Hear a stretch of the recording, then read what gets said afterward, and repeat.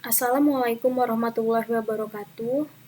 Perkenalkan, nama saya Nadia Febianti dengan NPM 22755026, jurusan Akuntansi Perpajakan Politeknik Negeri Lampung. Di sini saya akan menjelaskan terkait mata kuliah akuntansi sektor publik dengan materi akuntansi pemerintahan dan siklus akuntansi daerah. Nah, yang pertama ada pengertian akuntansi pemerintahan.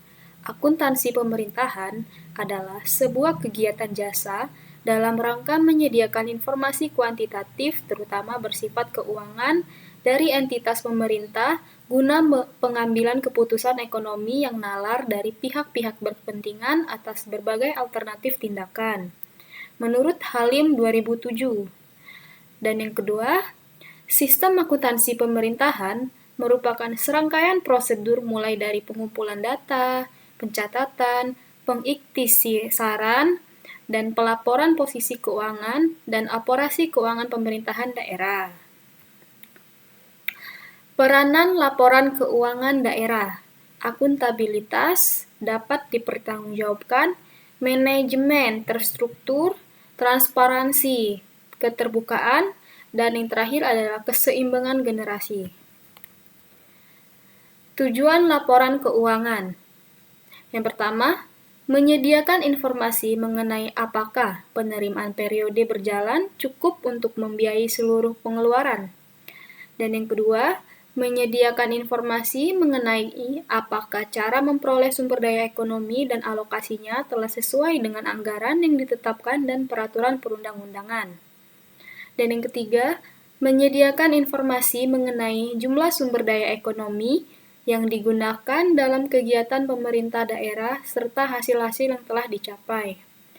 Dan yang keempat, menyediakan informasi mengenai bagaimana pemerintah daerah mendanai seluruh kegiatannya dan mencukupi kebutuhan kasnya. Dan yang kelima, menyediakan informasi mengenai posisi keuangan dan kondisi pemerintah daerah berkaitan dengan sumber-sumber penerimaannya, baik jangka pendek maupun jangka panjang, termasuk yang berasal dari pungutan pajak dan pinjaman. Dan yang terakhir, menyediakan informasi mengenai perubahan posisi keuangan pemerintah daerah, apakah mengalami kenaikan atau penurunan sebagai akibat kegiatan yang dilakukan selama periode pelaporan. Penggunaan dan kebutuhan informasi. Yang pertama adalah masyarakat, yang kedua wakil rakyat, lembaga pengawas, dan lembaga pemeriksa. Yang ketiga, pihak yang memberi atau berperan dalam proses donasi, investasi, dan pinjaman. Dan yang terakhir adalah pemerintah. Prinsip akuntansi dan pelaporan keuangan. Basis akuntansi, prinsip nilai atau historis, prinsip realisasi, prinsip substansi, mengungguli bentuk formal, prinsip periodisitas, prinsip konsistensi, prinsip pengungkapan lengkap, dan prinsip penyajian wajar. Jenis dan bentuk laporan keuangan. Yang pertama itu adalah laporan realisasi anggaran, dan yang kedua laporan perubahan saldo anggaran lebih, ketiga laporan operasional, keempat laporan perubahan ekuitas, kelima neraca, keenam laporan arus kas, dan yang terakhir catatan atas laporan keuangan. Baiklah, saya akan menjelaskan dan menampilkan contoh laporan keuangan pemerintah daerah Provinsi DKI Jakarta tahun anggaran 2021. Yang pertama ada laporan realisasi anggaran pendapatan dan belanja daerah. Dalam laporan realisasi anggaran pendapatan dan belanja daerah ini, terdapat struktur. Yang pertama, pendapatan asli daerah, pendapatan transfer, dan lain-lain pendapatan yang sah. Selanjutnya, belanja, ada belanja operasi, belanja modal, dan belanja tak terduga. Selanjutnya, ada transfer atau bantuan keuangan. Selanjutnya ada pembiayaan, penerimaan pembiayaan, dan pengeluaran pembiayaan. Lalu Ada sisa lebih pembayaran anggaran, sisa lebih pembiayaan anggaran setelah koreksi dan penyesuaian. Bisa dilihat di sini total untuk pendapatan daerah DKI Jakarta adalah sebesar 65 miliar di tahun 2021. Untuk belanja dan transfer itu sebesar 69 miliar. Karena belanjanya lebih besar daripada pendapatan, maka DKI Jakarta pada tahun 2021 mengalami defisit. Selanjutnya, laporan perubahan saldo anggaran lebih.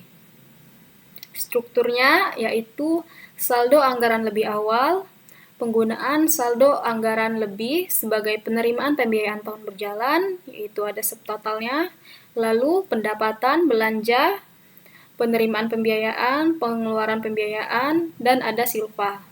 Selanjutnya ada laporan operasional. Strukturnya ada pendapatan, pendapatan asli daerah, pendapatan transfer pemerintah pusat lainnya, dan lain-lain pendapatan daerah yang sah. Lalu disusul dengan beban operasi, beban transfer, lalu ada surplus atau defisit dari kegiatan non-operasional. Lalu ada pos luar biasa. Surplus pada DKI Jakarta sebesar 14 miliar. Selanjutnya, laporan perubahan ekuitas. Strukturnya yaitu ada ekuitas awal 505 miliar, ini didapat dari laporan operasionalnya yang tadi. Lalu ada koreksi ekuitas, lalu disusul dengan surplus atau laporan operasional yang ada di laporan operasional sebelumnya. Lalu didapatkanlah ekuitas akhirnya sebesar 524 miliar. Selanjutnya ada neraca. Struktur dari neraca adalah aset tetap, aset lainnya, kewajiban, dan ekuitas. Jumlah aset pada laporan neraca DKI Jakarta adalah sebesar 544 miliar. Jumlahnya sama dengan jumlah kewajiban dan ekuitas.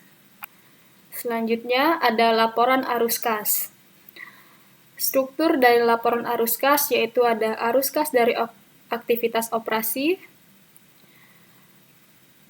Selanjutnya arus kas dari aktivitas pendanaan dan ada arus kas dari aktivitas transitoris. Catatan atas laporan keuangan tahun anggaran 2021.